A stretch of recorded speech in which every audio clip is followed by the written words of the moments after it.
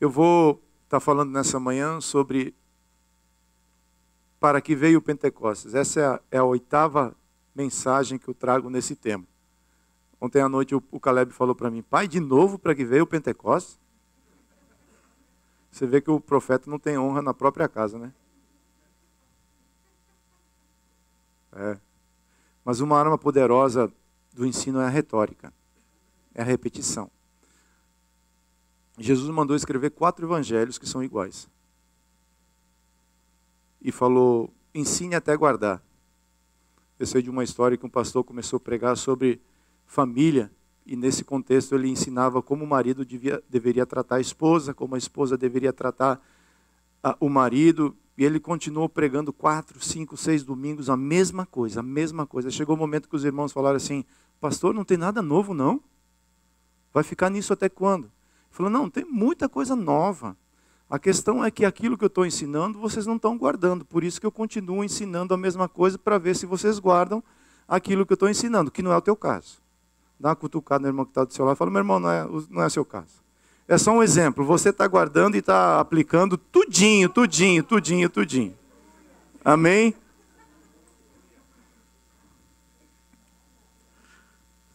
Então, para que veio o Pentecostes? Para que veio o Pentecostes?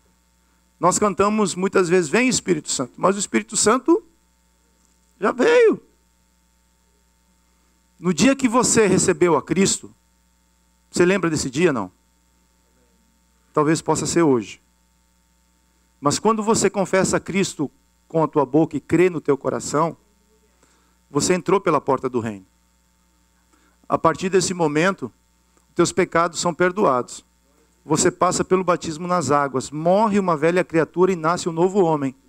E a palavra fala que você é selado, você recebe o dom do Espírito. A partir desse momento você é templo do Espírito Santo de Deus. Para isso que o Espírito Santo veio, para te capacitar. Capacitar para quê? Para você pregar esse evangelho. Para você anunciar, por onde você passar, que Cristo vive. Cristo fez uma obra e está fazendo uma obra na sua vida. Todo ser humano precisa escutar, precisa receber a Cristo. Porque juntamente com Cristo o reino é estabelecido. Deus criou o homem e colocou ele no Éden, para que ele pudesse ali, através do homem, estabelecer o reino dele na terra. Porque na terra quem tem autoridade é quem? Homem. E Deus fez uma parceria com o homem e colocou o homem na terra para garantir que o governo dele fosse mantido. Essa diferença de Saul para Davi. Quando Davi foi colocado na terra para garantir o governo de Deus, Saul estabeleceu o próprio governo. E por isso Deus tirou Saul. Por quê? Porque Deus busca pessoas, busca homens e mulheres que tenham um coração segundo... Baixa um pouco o meu retorno, por favor. Que tenham um coração segundo o coração de Deus. Homens que querem fazer aquilo que Deus quer fazer. É isso que Deus quer nos ensinar nessa manhã. Porque existe um reino. Quando João Batista chegou, ele chegou anunciando o quê? Arrependei-vos, porque o reino de Deus está chegando. Está aí, já está em Jerusalém. E quando Jesus começou o ministério dele, o que ele pregava, o que ele anunciava era o quê? O reino do Pai. Lucas 19:10 fala que o Filho do Homem veio tomar de volta aquilo que havia sido perdido. E Jesus veio resgatar o reino de Deus. E ele fez isso na cruz.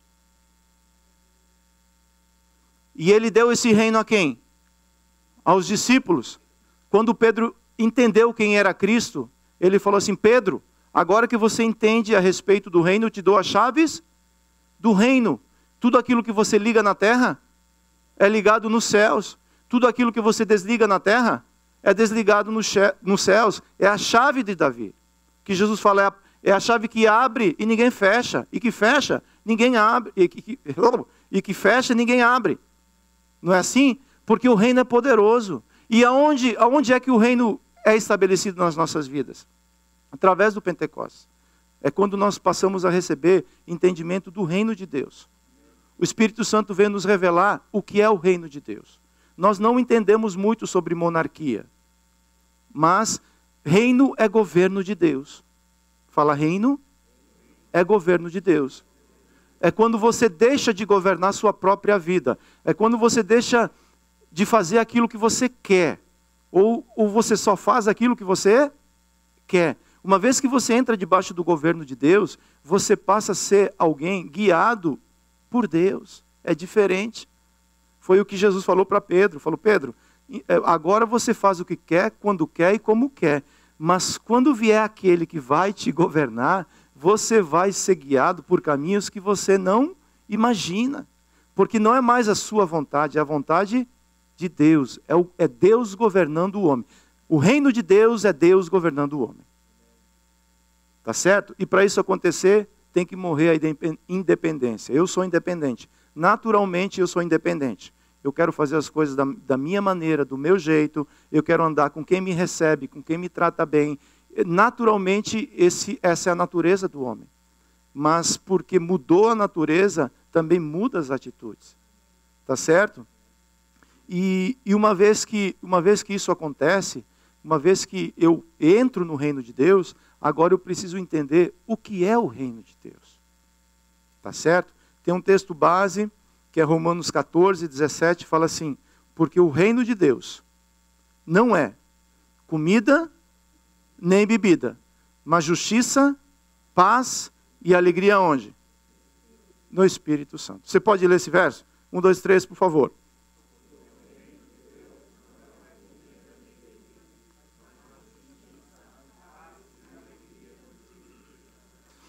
Esse texto tem duas afirmações.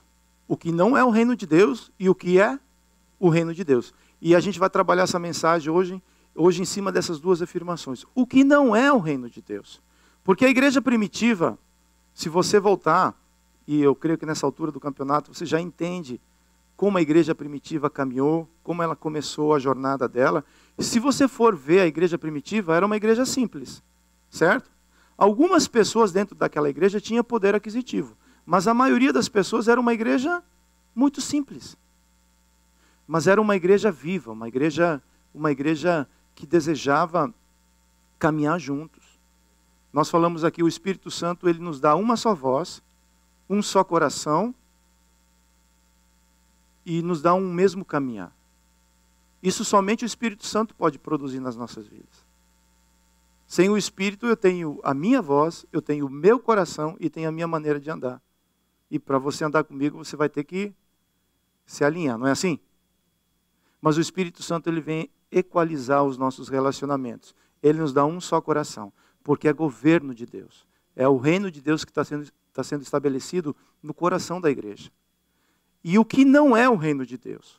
O reino de Deus, em Romanos 14, 17, fala assim, porque o reino de Deus não é comida e nem bebida. Esse texto base tem um contexto e eu quero ler um pouco. Romanos 14, 1 fala assim, acolham quem é fraco na fé, não porém para discutir opiniões. Tem um ponto, eu quero dar uma parada. Normalmente, nós temos problema com isso daqui. Por quê? Porque parece que tem que vestir uma roupa, que tem que ser um uniforme. Sabe o que é um uniforme, não? Lembra da escola? Na escola todos parecem iguais, mas são iguais? Não, porque você é um indivíduo. Você tem um entendimento, você tem um tempo, você tem uma compreensão. Você vive numa estação diferente da minha. E cada estação tem uma opinião. É assim ou não é? A maturidade, ela vai chegando na caminhada. E para mim chegar à maturidade, eu preciso passar pelas estações. Então, aqui nós temos diferentes níveis de entendimento. Então, aquele que é fraco, entende uma coisa e pratica o que ele entende. Aquele que está mais fortalecido, ele entende outra coisa e pratica de maneira diferente. Mas nós precisamos entender que nós somos um corpo. E precisamos ter paz, entendimento e maturidade para caminhar nessa estrada. Tá certo? Para quê? Não para discutir opiniões. A opinião você discute com Corinthians, São Paulo, que dá problema. Opinião você discute nesse campo. Agora, no reino de Deus, o reino não nos dá essa abertura para mim julgar. Porque a opinião ela vem entrelaçada bem pertinho com o quê? Com julgamento.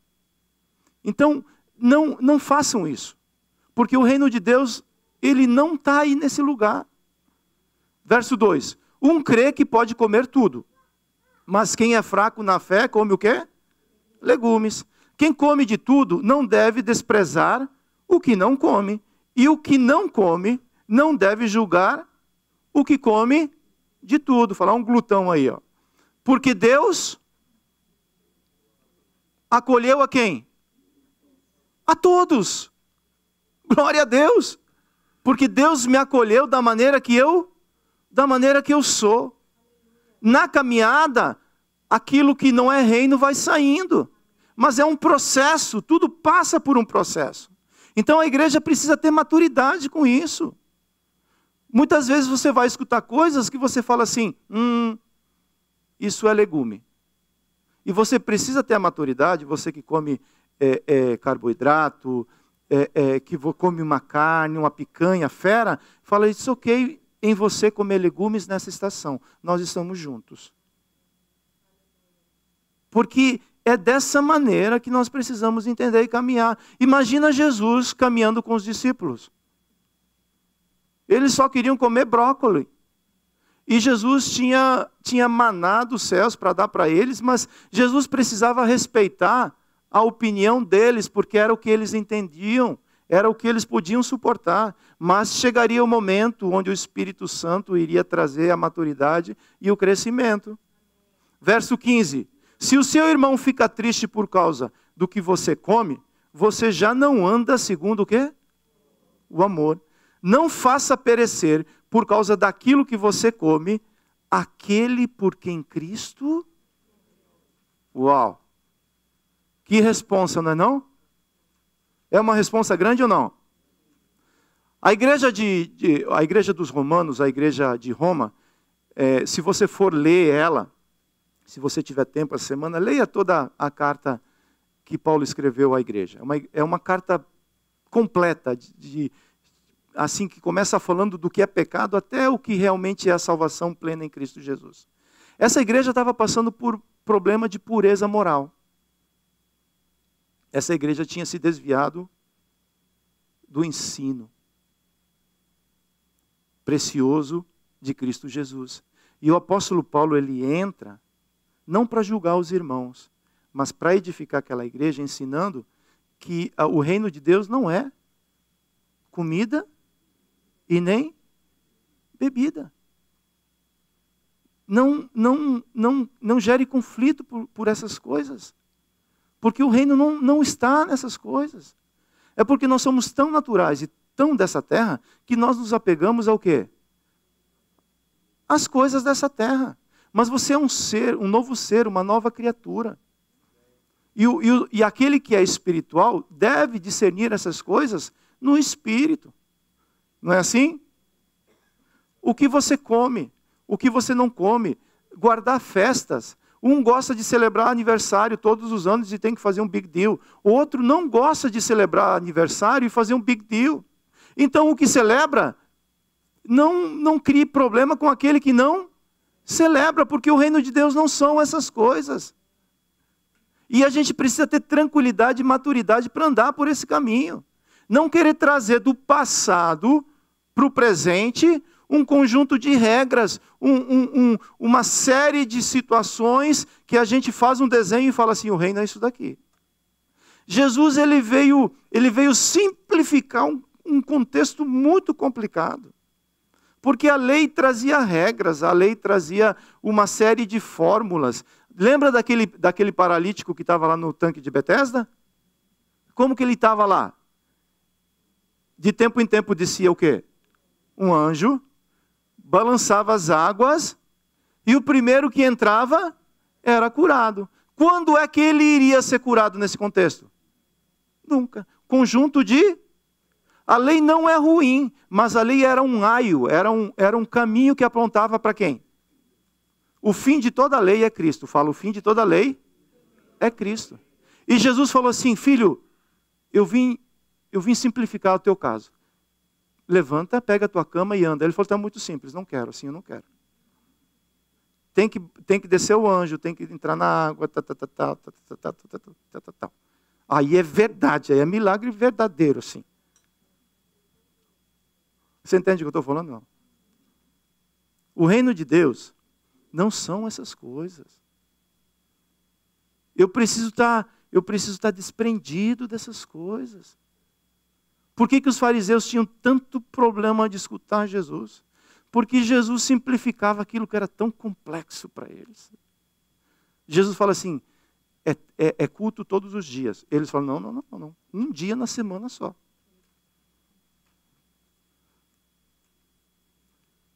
E batia, dava choque, conflito de informações.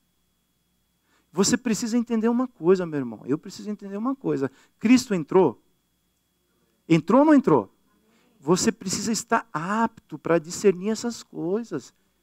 E não ser tão cabeção. Desculpe assim, com todo o respeito.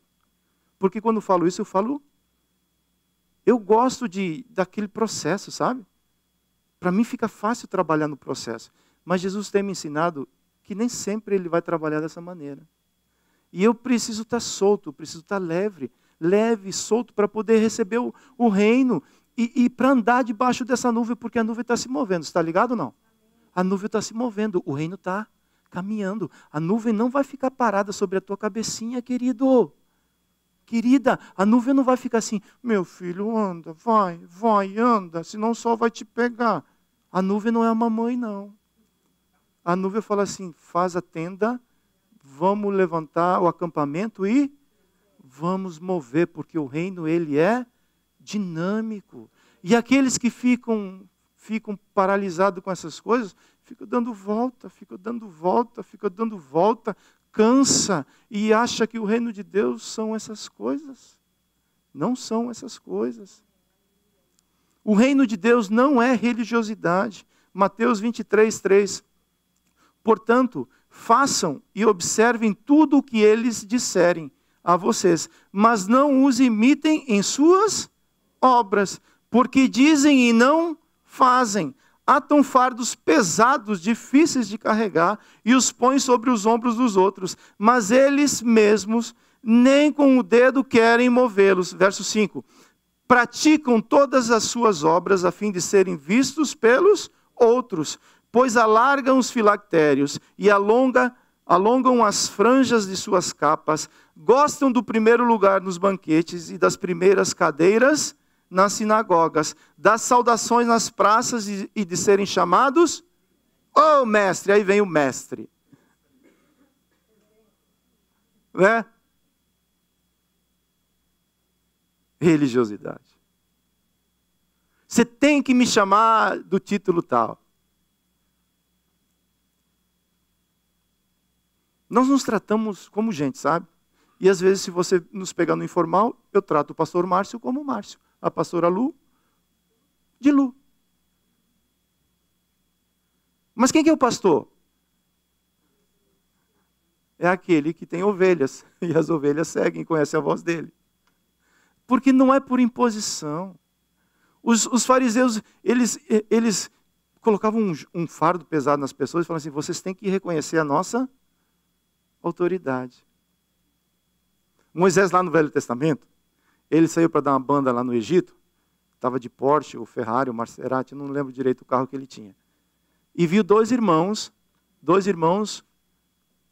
brigando. Né?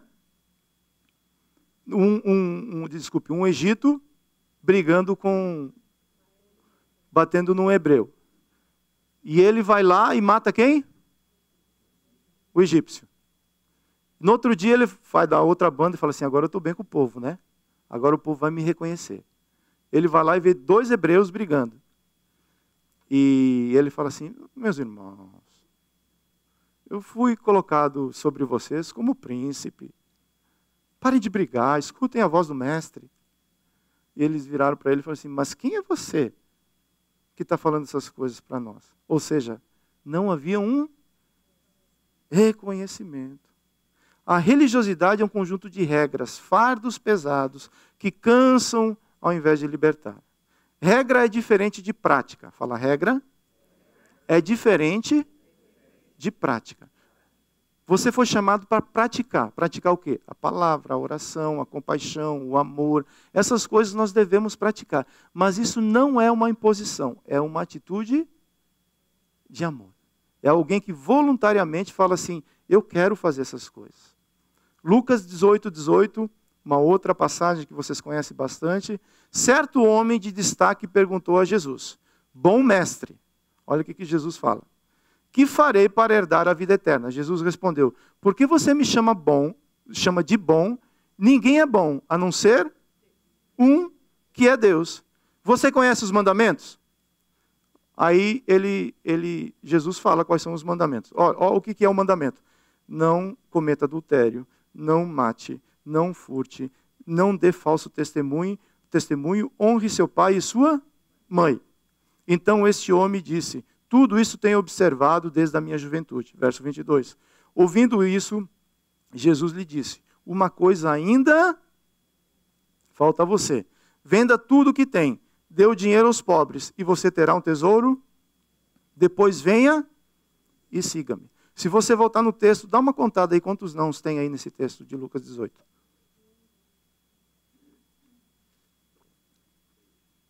Quantos?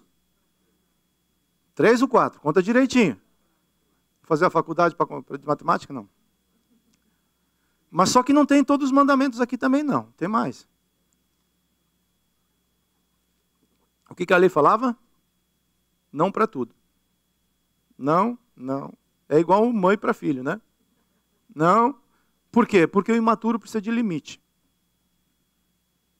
A criança precisa de limite. Então dá o não. Para ele crescer, quando ele cresce, ele entende que o não fez ele crescer. E a lei fazia isso, ela colocava um limite no homem. Porque dentro do homem existia uma outra lei, que era a lei do pecado. E o apóstolo Paulo fala assim, a lei não é ruim, a lei é boa. Mas dentro de mim existe uma outra lei, que é a lei do pecado e da carne. Então aquilo que eu quero fazer, eu não faço. Mas o mal que eu não quero fazer, eu acabo. Por quê? Porque a lei ela não tem a capacidade de transformar ninguém. Ela apontava o pecado, ela apontava o defeito, mas não conseguia retirar o pecado. Quando Jesus veio, João Batista falou assim, eis aí o Cordeiro de Deus, aquele que tira o pecado do mundo. Aí muda o contexto. Não muda? Mas eu imagino que o jovem rico, quando ele pergunta para Jesus o que ele deveria fazer para herdar a vida eterna, eu imagino que ele estava com a caneta e papel na mão, falando assim, agora Jesus vai me dar uma fórmula, né? De como eu devo proceder para herdar a vida eterna. Vai no sábado, e não sei o que, e não sei o que, e não sei o que, e não sei o que, e Jesus toca diretamente aonde? No ponto. Você quer herdar a vida eterna, filho? Sim. Então me dê teu coração. Teu coração está preso ao quê? Nessa história, nós sabemos aonde o coração desse jovem estava preso. E Jesus fala assim, desvincula teu coração. Desprende o teu coração. Porque quando você desprender o teu coração, você vai deixar essas coisas, o tesouro dessa terra, e você vai passar a ter um tesouro nos céus. Aí você vai me seguir sem regra, sem norma, sem um conjunto de não, e você vai passar a andar de todo o coração. É diferente. Jesus, quando foi para a casa de Zaqueu, é interessante que Zaqueu falou, posso dar uma palavrinha? Claro, Zaqueu. Falou assim, olha, eu quero dar metade dos meus bens aos pobres, e se eu defraudei alguém, ele era o quê? Vocês estão falando que ele cobrava imposto, né? Então, pai que ele deu né? E se eu defraudei alguém, eu faço o quê?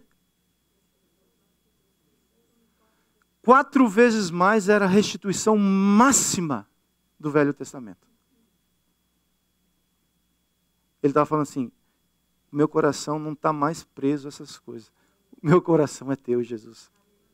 E Jesus olha para ele e fala assim, hoje chegou salvação, porque esse também é filho de Abraão. O reino de Deus são essas coisas.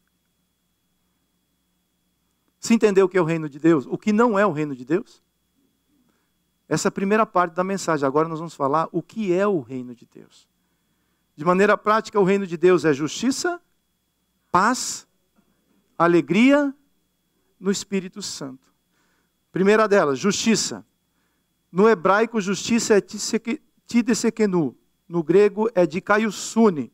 Alguém que foi justificado e agora vive de maneira aceitável para Deus. Yeshua HaMashiach, Jesus Cristo, o justo. É Ele que nos justifica. O homem não tinha capacidade de ser justificado. Quando esse jovem rico, ele tenta se justificar diante de Deus, o que Jesus fala assim? Você obedece todos os mandamentos desde a sua juventude, então eu não precisava nem mandar um texto para mim, um WhatsApp, que eu nem vinha para a terra. Você morreria na cruz e estava feito o negócio, né? Mas só que o homem não consegue se justificar. Não há nada que o homem faça. Penitência, seja o que for, nada justifica o homem, porque a natureza do homem é má. Por isso que o justo morreu pelos injustos, para que a nossa injustiça fosse redimida, fosse lançada no mar do esquecimento. E quando Deus olha para mim, agora Ele não me vê como injusto, Ele me vê como justo. Justificado por quem? Por Cristo Jesus. Cristo Jesus não é uma opção de vida. Cristo Jesus é uma necessidade que o homem precisa entender, que sem Ele não há justificação. Sem Ele não há salvação. Sem Ele não há remissão de pecados. Sem Ele não há reino de Deus. Você quer o reino de Deus? Você quer receber o reino de Deus? Então você precisa receber Cristo Jesus, porque através de Cristo o reino é estabelecido na sua vida. Justiça fala de um modelo a ser seguido. Jesus foi o único capaz de cumprir toda a justiça de Deus, de agradar o Pai. O único que passou no controle de qualidade de justiça. Quando você vai viajar, que tem aquele detector de metal, não tem? Aquilo ali é um controle de quê? Para ver se você está justo mesmo, se você não está fora das leis. Não é assim? Jesus foi o único que passou por esse controle de qualidade de justiça, que agrada ao Pai. Isaías 64, 6 fala assim, todos nós nos tornamos o quê? Todos nós nos tornamos as nossas boas ações, que pensamos ser um lindo manto de justiça, não passam de trapos imundos. Murchamos como as folhas no outono. Os nossos pecados nos levam sem destino, como o vento faz com as folhas. Eclesiastes 7:20. Não há nenhum justo sobre a terra, que faça o bem e que não peque. Você quer entender o que é a justiça de Deus? Posso apresentar para você o que é a justiça de Deus? Romanos 3:23. Pois todos pecaram e carecem o quê? Mas glória a Deus que não parou aí. Verso 24. Sendo justificados gratuitamente por sua graça, mediante a redenção que há em Cristo Jesus. Tetelestai. Foi perdoado. Está justificado. Está pago. Está justificado de uma vez por todas. Agora eu fui justificado por Cristo Jesus. Por isso eu me torno um filho. Nós cantamos hoje que nós iremos voltar para a casa do Pai. Por que eu posso voltar para a casa do Pai? Porque o filho abriu um novo caminho. E ele fala assim, eu vou para a casa do Pai, preparar lugar para vocês. Na casa do meu Pai há muitas moradas. Hoje eu sou um filho de Deus. Eu não sou mais órfão. Porque muito dos traumas que nós temos com Deus vem da nossa paternidade biológica. Essa representação do pai biológico é tão forte, porque ela me remete diretamente ao pai espiritual. E o inimigo sabe disso, e ele tenta embutir na sua cabeça que você é um órfão. Você não é um órfão. Quando você recebe a Cristo, você recebe de volta a paternidade de Deus. E por isso, daqui mais para frente, a gente vai entender um pouco mais a respeito disso. Romanos 8,16. O próprio Espírito confirma ao nosso espírito que somos filhos. Você se sente dessa maneira? Como um filho amado? Não é por aquilo que você faz, não é por quanto você orou essa semana, não é pelas boas obras. Isso faz parte de um coração que quer abençoar. Quando você... você fala, entendi, não devo ajudar os outros? Não, é aí que você deve ajudar os outros. Mas não são essas coisas que te justificam, que te faz filho. O que te faz filho é aceitar o sacrifício do filho que se tornou homem. E aí você faz parte agora do reino de Deus. Você faz parte de uma nova raça sacerdotal, que Cristo Jesus é o primeiro dessa nação. Agora que eu sou filho, como filhos justificados, eu também preciso andar no modelo de Deus. Agora eu volto a andar no modelo de Deus.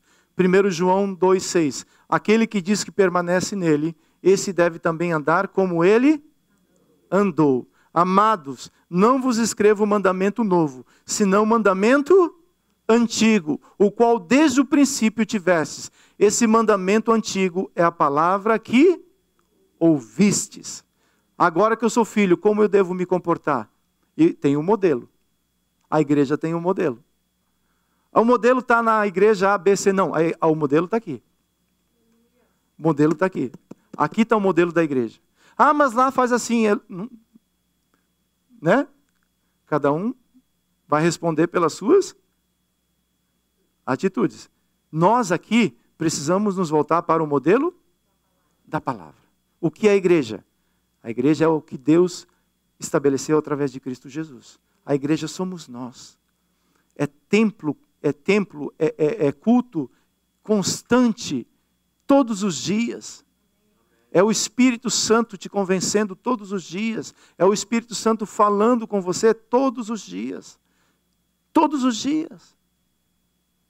Aí quando você se reúne, quando você se junta com os teus irmãos aqui, nós celebramos o quê? Celebramos aquilo que aconteceu durante a semana. Mas não aconteceu nada durante a semana. O Evangelho é boas novas. Este é o dia que o Senhor fez. Coisas novas e alegria existe da parte de Deus para nós. É isso que eu preciso entender, que é ser cheio do Espírito Santo de Deus.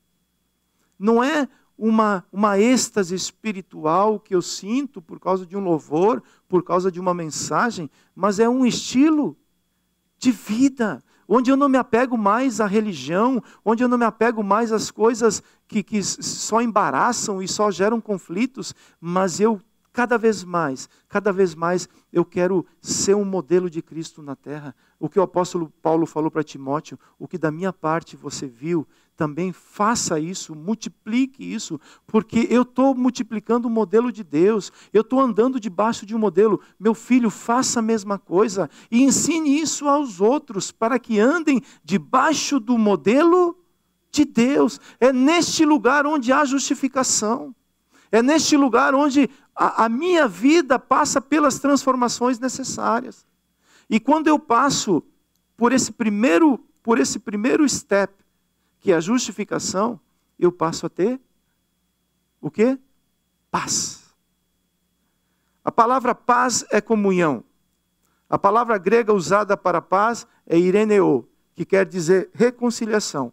A mesma palavra shalom em hebraico é usada para definir uma boa relação, uma relação restaurada. O sacrifício da cruz trouxe paz com Deus. Eu antes não era amigo de Deus. Eu era inimigo. Aí você pode falar, eu não.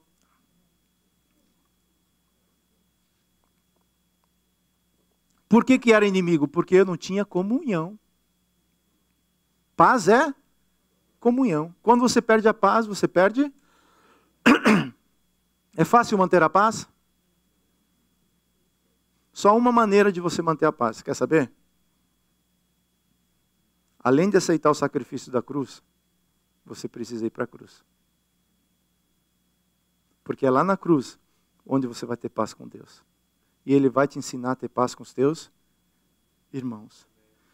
Isaías 53, 5.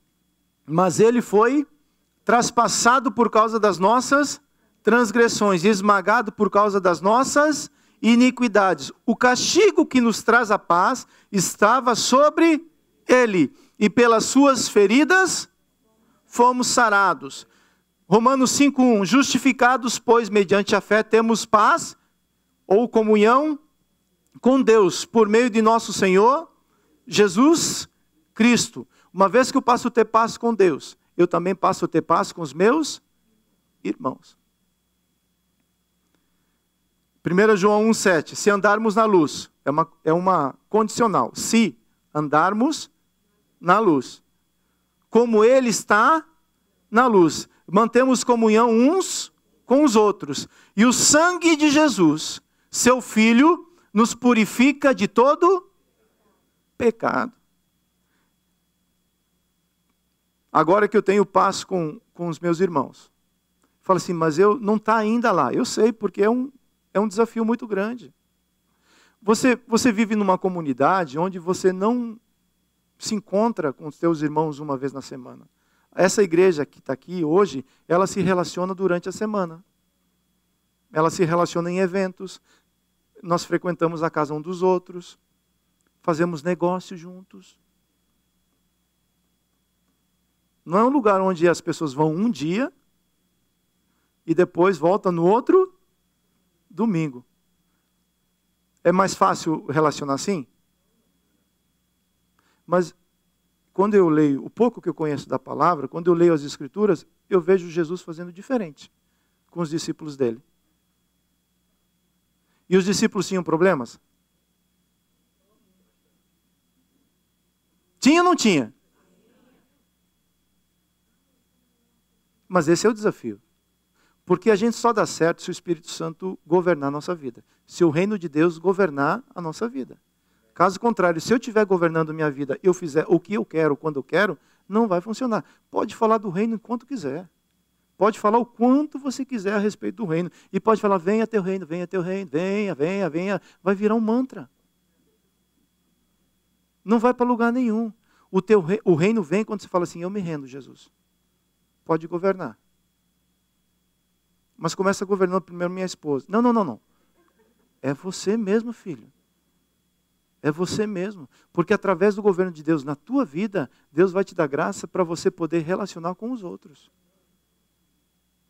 A paz é estar ligado pelo vínculo da paz. Efésios 4:3. Façam todo o possível para o quê?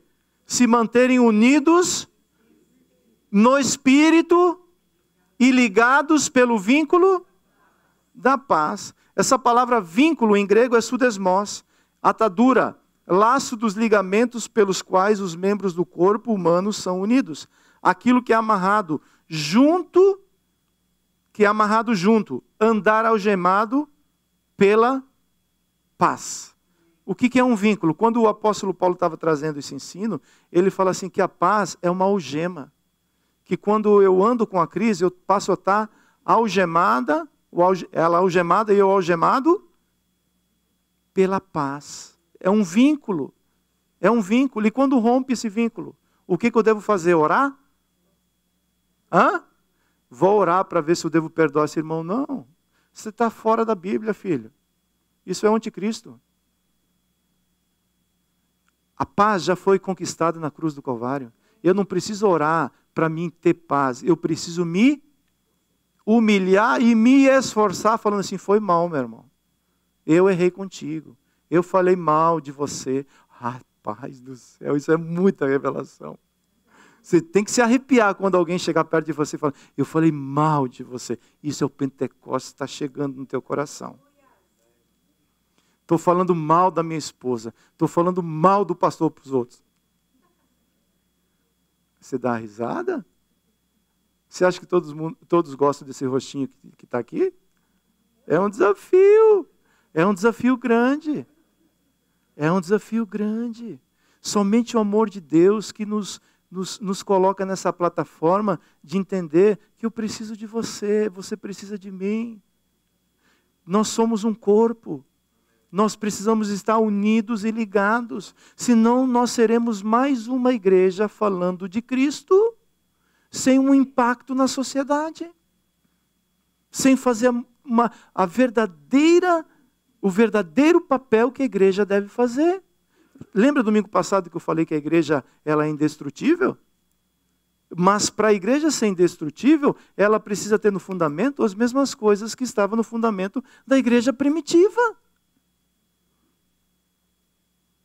E é isso que nós precisamos entender. É nesse lugar onde o Pentecostes vem sobre as nossas vidas e faz uma obra maravilhosa. E Deus diariamente vai acrescentando aqueles que serão salvos. Uma vez que eu tenho paz com Deus, isso me leva a ter paz com os meus irmãos. Mas eu ainda não tenho paz com todos. Se esforce para ter paz, pelo menos comece a caminhada. Não é assim? E peça graça para que o Espírito Santo vá restaurando relacionamentos. Ah, mas eu não estou falando com essa pessoa faz muito tempo. Você é de Deus? Você é de Deus? Tem muita gente que está em dúvida. Você é de Deus? Você quer o reino na tua vida? Então submeta ao governo de Deus. Faça o caminho de volta. E não interessa quem errou. Fala assim, meu irmão, eu não tenho direito mais de viver apartado de você. Nós somos um, comprados pelo sangue de Cristo. Ah, mas tem gente que não quer, tem gente que é tóxica. Eu entendo. Eu entendo. Aí a Bíblia dá um gap. O que depender de você, tenha paz com todos. Mas se do outro lado não quer, abençoe. Abençoe. Porque uma vez que eu tenho paz com Deus, eu preciso entender que essa paz com Deus vai restaurar os meus relacionamentos com as pessoas que estão em minha volta. Se eu ando na luz, se eu sou filho da luz, isso vai acontecer de uma maneira natural. E como consequência disso, eu passo a ter paz comigo mesmo, que é o terceiro ponto. Eu passo a ter alegria. As pessoas buscam alegria em coisas que passam. Eu busco alegria numa viagem. Aí quando chego na viagem acontece um conflito, bagunça todo o coreto. Você fala assim, estou pagando para ter conflito, deveria ter ficado em casa. Você entende o que eu estou falando? Não. Basta a mulher querer tomar um café e você está lá no teu tarefa, mais 2 horas de viagem, ela querendo tomar café, e você aqui firme e forte. Amor, vamos ao Starbucks. Starbucks? Hã? E você passa do Starbucks. Aí o elefante nasce de uma hora para outra. E quando você chega lá cheio de planos, quarto lindo, pagou caro pelo quarto, você fala, vai? Vai o que vai? Vai buscar café que você não pegou.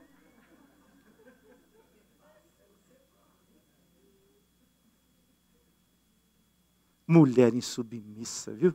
Espírito Santo tem que trabalhar muito no coração dessa serva. Porque a alegria não está nessas coisas. Alegria, esse verbo alegre ou alegremente se chama eufrosune.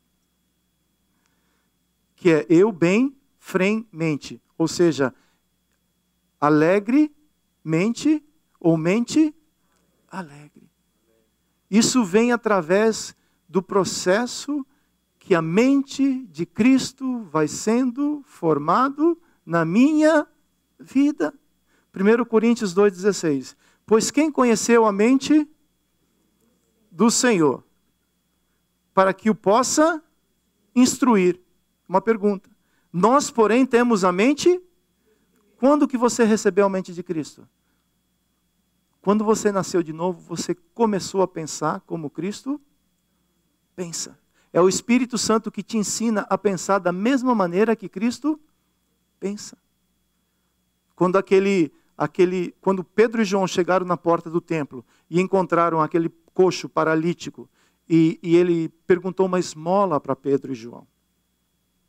Eu imagino que Pedro falou assim, começou a pensar, o que Cristo faria nesse momento? E Pedro, com a mente de Cristo, falou assim, não tenho ouro nem prata, mas o que eu tenho, a mente de Cristo nesse momento me conduz a dizer, em nome de Jesus, a quem eu sirvo, a quem eu sei que é poderoso para te levantar deste lugar, levanta e anda. Ele levantou? Não levantou.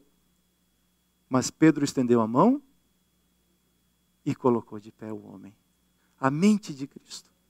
A mente de Cristo, os pensamentos de Cristo são maiores, são melhores. A minha mente é limitada, a dele não. Mas existe um agente transformador. Como que é que eu consigo ter a mente de Cristo? Eu preciso passar pela lavagem da palavra de Deus. Eu preciso tirar a roupa velha, mudar a mente e receber a nova roupa, que é a roupa do reino de Deus. Romanos 12, 2. O que fala em Romanos 12, 2? Não está aí não adianta procurar que não vai encontrar. Agora o Pentecostes vai acontecer. Vai, 1, 2, 3. Rogo-vos, pois, irmãos, pelo quê? Pelas misericórdias, que apresenteis os vossos corpos como sacrifício vivo, santo e agradável. Verso 1, verso 2. E não vos conformeis ou não tomeis a forma, mas transformai-vos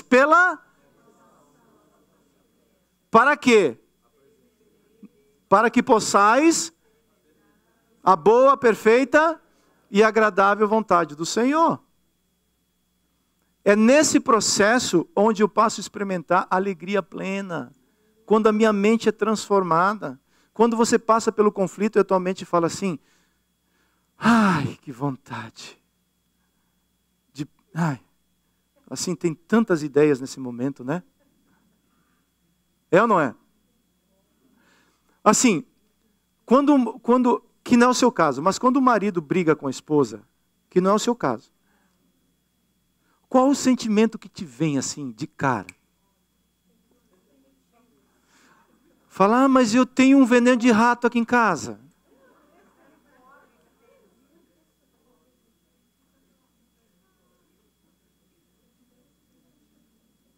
Eu vou mudar o remedinho dele. É ou não é? Os sentimentos primitivos, eles estão aí. Eles só precisam de uma brecha para entrar, porque a velha natureza, ela está viva. Ela só precisa de uma brecha para entrar. E quando ela entra, ela muda a tua mente nova e traz aquela bagunça do passado para o presente. Ao invés de perdoar, você cria raiva, você cria trauma, você faz um X na pessoa. Tem paz nesse lugar? Tem alegria nesse lugar? É preciso deixar que a mente seja renovada. Para que você possa experimentar a boa, perfeita e agradável vontade do Senhor. Tá certo? A gente está encerrando já.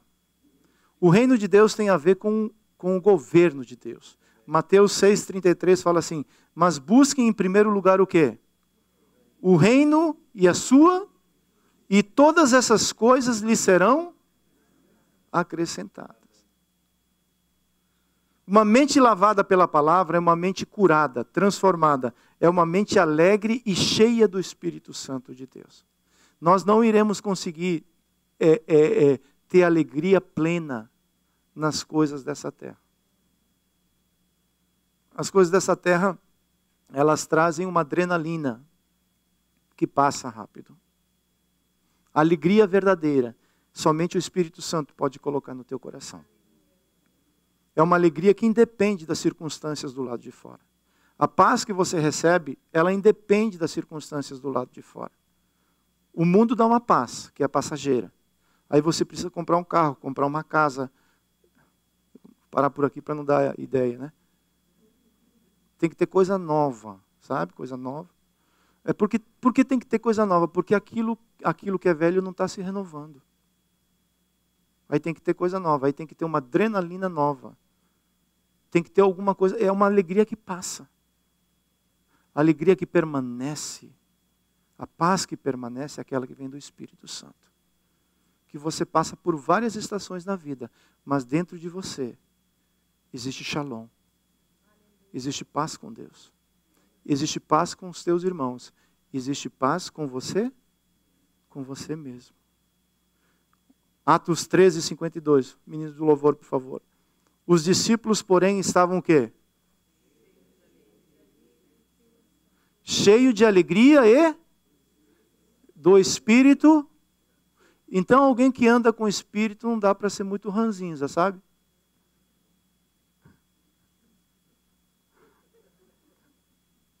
Eu sou assim. Mas o Espírito Santo quer te fazer diferente. Porque a alegria do Senhor, ela é a nossa força. A Bíblia fala que a pessoa alegre não precisa nem fazer a plástica, o botox. A alegria do Senhor a formoseia, deixa o rosto lindo, bonito. Em certa situação, Neemias, o povo estava passando por uma dificuldade muito grande, passando por uma luta muito grande, uma perseguição muito grande, e Neemias, alguém que tinha a mente de Cristo, alguém que estava cheio do Espírito Santo, alguém que tinha paz no seu coração, ele, no meio daquela luta, ele fala assim: a alegria do Senhor é a nossa força. Alegrem-se aonde? Nas circunstâncias? Não, no Senhor. Por quê? Porque Ele é bom o tempo todo. Ele é bom. Quando passo pelo vale, Ele é o meu pastor, o bom pastor. Quando eu estou na vitória, Ele é bom de toda maneira. E essa alegria que está no meu coração independe dessas coisas. E quando há alegria no ambiente, quando você chega em uma casa que há alegria, as pessoas recebem essa alegria. As pessoas percebem que existe algo diferente. Eu lembro que logo no começo que a Nilka nos conheceu e nós conhecemos ela, quando ela chegava na casa que a gente estava, ela fala isso. Ela fala que, cara, o que me impactou muito andar com vocês, eu sabia que vocês passavam por lutas, eu sabia das dificuldades de vocês, mas vocês estavam alegres. Existia uma alegria que eu não sabia como expressar isso daí, e eu buscava isso. Aí ela encontrou a alegria, que é o Senhor.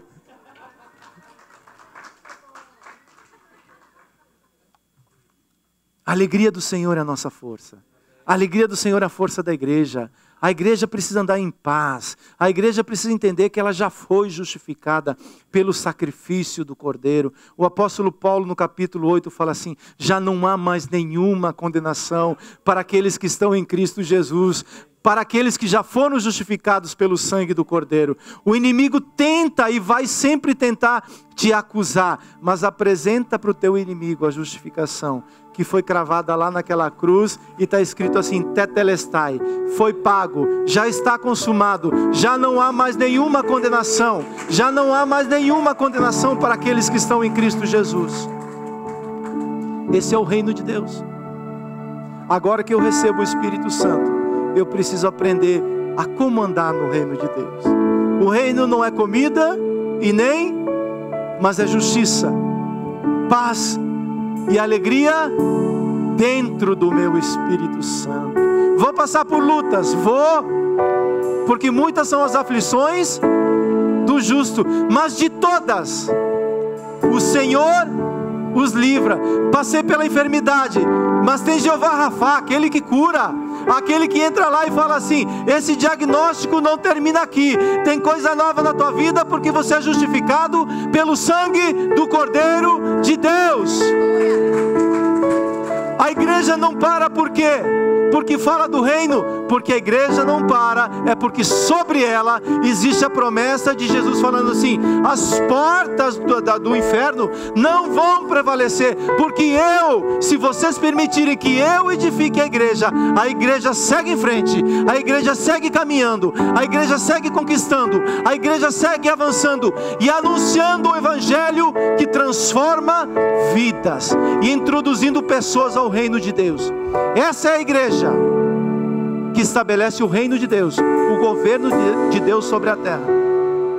E porque essa igreja entende essas coisas, Mateus 6,10, esse deve ser o clamor que tem que estar no meu e no teu coração. Nessa geração, Deus nos chamou para fazer esse clamor: venha, venha, venha o teu reino, assim na minha terra, assim aonde eu vivo, como é nos céus.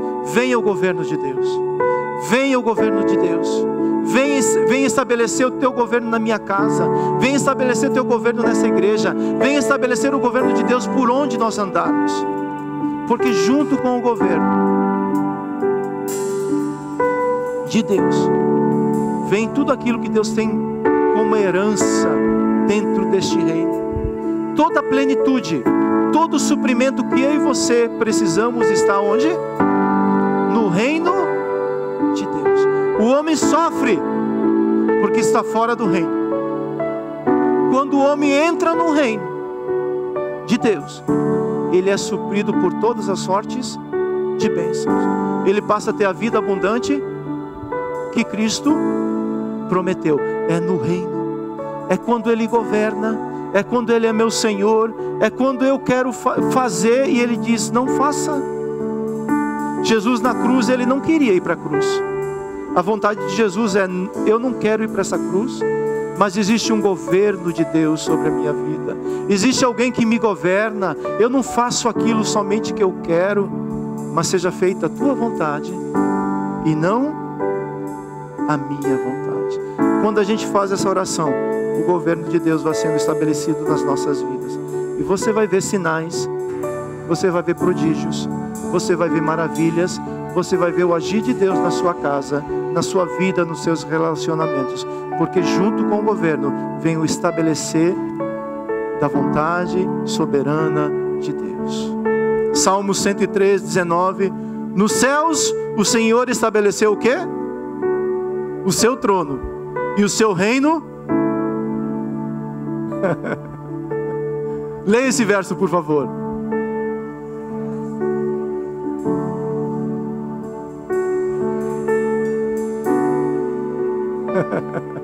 Dê uma salva de palmas a essa verdade. Essa verdade precisa ser a minha verdade.